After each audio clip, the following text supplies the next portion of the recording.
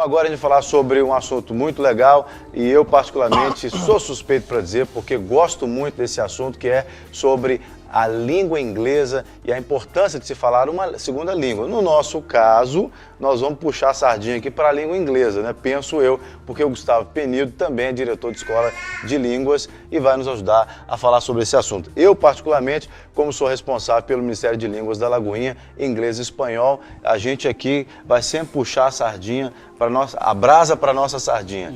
Tudo bem, seja bem-vindo, viu, Gustavo? Obrigado. Deus te abençoe. E você trabalha com qual língua especificamente? Nós trabalhamos com 5 idiomas, inglês, espanhol, francês, alemão e italiano. Mas como você disse, o grande volume, a grande necessidade, a grande procura realmente é a língua inglesa, é o inglês. E no caso, a segunda língua seria qual? Seria as outras 4 que eu citei e de forma bem pequena. Bem porque divididas. São nichos de mercado, são necessidades específicas de viagens, ou algum trabalho que o interessado tem a vontade e a necessidade de aprender. Então, realmente, eu considero aí que do idioma, 90% a 95% é o inglês. Eu pensava que o espanhol entrava em segundo lugar, da mais procurada. Não. Não sei, lá no caso de vocês não seria. O espanhol tem aquela questão de parecer com o português, que o pessoal acha que parece. Aí não pensa é assim, eu verdade. já sei falar espanhol, portunhol, né? Isso, aí viaja e fala o portunhol e enrola a língua e fala o portunhol. E veio a questão do Mercosul, mas que não foi à frente, a realidade é essa. Então, o Brasil é uma ilha na América Latina, é o único país que fala o português. Agora, você teria assim, um dado, por exemplo, pelo menos aproximado, de quanto cresceu a procura por língua estrangeira nos últimos anos? Porque algum tempo atrás era meio elitizado essa questão de ter uma segunda língua. Hoje a coisa ficou muito mais popularizada, né? Você teria como mensurar esse crescimento? Bem, eu trabalho nesse segmento há 16 anos. Eu comecei a trabalhar com 21 anos na área. E sempre a procura foi intensa para línguas estrangeiras. Basta, no caso a escola, buscar e criar o interesse nos alunos, porque todo mundo hoje, e há 10 anos atrás, é claro que vem um crescimento, há uma massificação de informação, até pelos eventos, né, Copa e Olimpíada, que agora com a manifestação até freou um pouco a procura, mas o mercado em si, o que as grandes redes de franquias de escola de inglês têm aberto de escolas, é uma coisa absurda, em função do maior interesse. E até criou uma coisa interessante, que o professor, há 10 anos atrás, ele lutava para ter o emprego na sua escola. E hoje o professor realmente capacitado de inglês ou de outras línguas, ele é bastante requisitado, com horas-aula subindo, então o interesse aumentou, mas sempre foi grande. Agora, até para o mercado de trabalho, Gustavo, perdão, para o mercado de trabalho, a gente sabe que é importante demais ter um segundo idioma. Queria que você falasse na sua perspectiva, você está nesse ramo todo dia, qual que é a diferença de alguém ter o segundo idioma e alguém que não tem o segundo idioma pro mercado de trabalho, é a minha pergunta. O mercado de trabalho exige demais isso hoje, né? No mercado de trabalho, as empresas selecionam por diferenciais. Sim. Graduação já deixou de ser um diferencial. Quem não tem, não consegue bom emprego. Só a graduação. Só a graduação. Então, o pessoal está partindo para as pós-graduações, onde vem aí o ensino à distância, a pessoa pega pelo título realmente. No caso do idioma, a gente acredita que 40% a 50% do salário pode ser aumentado com realmente o profissional A proficiência do saber idioma. o idioma. Tem uma coisa é fazer um curso e estar ali fazendo há 1 ano, 2 anos e acreditar que sabe falar. Outra coisa realmente ele ser fluente, tanto na fala, como na escrita, na leitura. Entendimento. No Agora, entendimento. a gente vê que, por exemplo, o Brasil está num momento muito decisivo, assim, a Copa do Mundo vindo aí. Como que, até o Jean fez uma pergunta em relação à procura. Essa procura aumentou também depois que foi decidido que a Copa seria no Brasil. Esses profissionais têm se especializado, até profissionais que trabalham em hotel. Como é que está a situação do Brasil nesse sentido? A procura sempre foi intensa, aumentou ainda mais. com a questão das manifestações que houveram no país, houve um freio, porque o grande marketing era que vamos atender os turistas e tem que ser bem recebidos em nosso país, que é a nossa imagem. Sim. Mas conforme vocês viram nas televisões, o pessoal está com muita restrição hoje em relação ao É meio uma evento repulsa, Copa. né? É repulsa. Uma repulsa, mas, né, é essencial Sim, se realmente. preparar. Né? Agora, você acha... Eu não escutei o final da sua pergunta. Não, em relação a como que está essa situação, se os profissionais estão preparados para receber essas pessoas As que vêm de empresas, fora? né? As empresas. As empresas deixaram para a última hora, em função de turnover, rotatividade. Exemplificando, bares e restaurantes. Há uma entrada e saída de profissionais. Poucos ficam 2, 3 anos. Então, eles estão deixando para contratar em cima da hora, praticamente faltando 6 meses para o evento, e óbvio que não vai dar certo. Agora, você acha que não é uma questão cultural, por exemplo, Gustavo? Eu tive a oportunidade de visitar a Índia e alguns outros países onde a África, inclusive, também tem esse perfil de pessoas falarem mais de 2, 3 línguas. Na Índia, por exemplo, você vai encontrar crianças que falam 4 línguas, devido ao contexto inserido. Tem a questão da vila, da casta, tem ali a convivência na escola e outros contextos.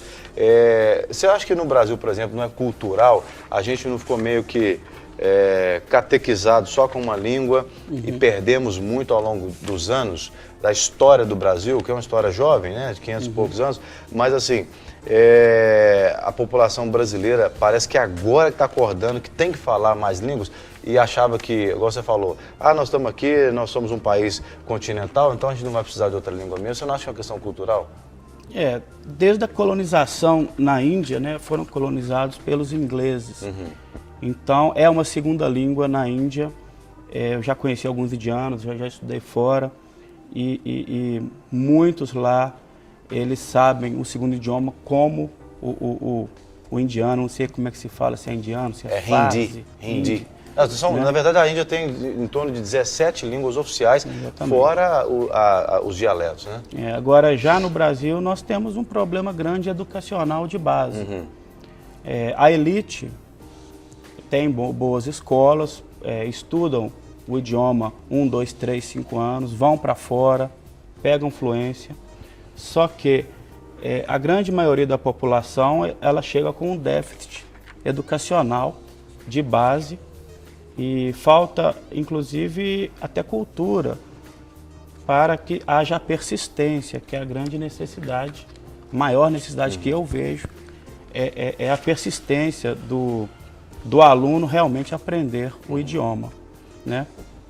Minha opinião é que nós fomos colonizados pelos portugueses, aqui sempre foi a questão inicial de única cultura, fazenda, sempre o português, então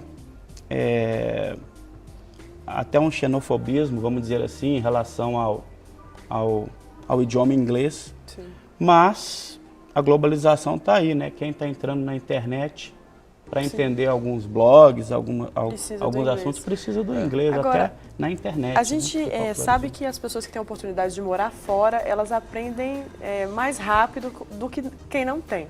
Mas existe uma média assim, do tempo que a pessoa pode aprender o inglês fluente, de maneira fluente, não só para entender, lendo, ela realmente falar fluentemente o inglês sem morar fora. É possível? Em quanto tempo, mais ou menos, ela precisa estudar para conseguir isso? Eu gostaria de complementar a pergunta da Lu dizendo o seguinte, com esse boom, né, da oferta de cursos de língua estrangeira, e aí a gente fala muito do inglês, porque o inglês é o mais procurado, obviamente, né, porque inclusive o inglês é a língua universal, né, não é a língua mais falada no mundo porque é o mandarim, porque a China é o maior país do mundo, então você tem mais gente falando o mandarim num só lugar, né, mas é a língua universal. O inglês é falado pelo mundo todo, vamos dizer assim.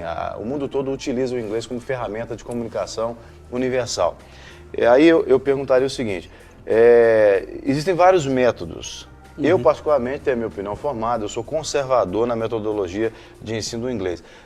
Você acha que não fazem muitas promessas no mercado? Vem para cá que você vai aprender inglês com um ano, etc e tal, e vai sair daqui falando. Eu já vi casos, por exemplo, de cursos vendidos na internet, o cara vai falar inglês com 8 semanas.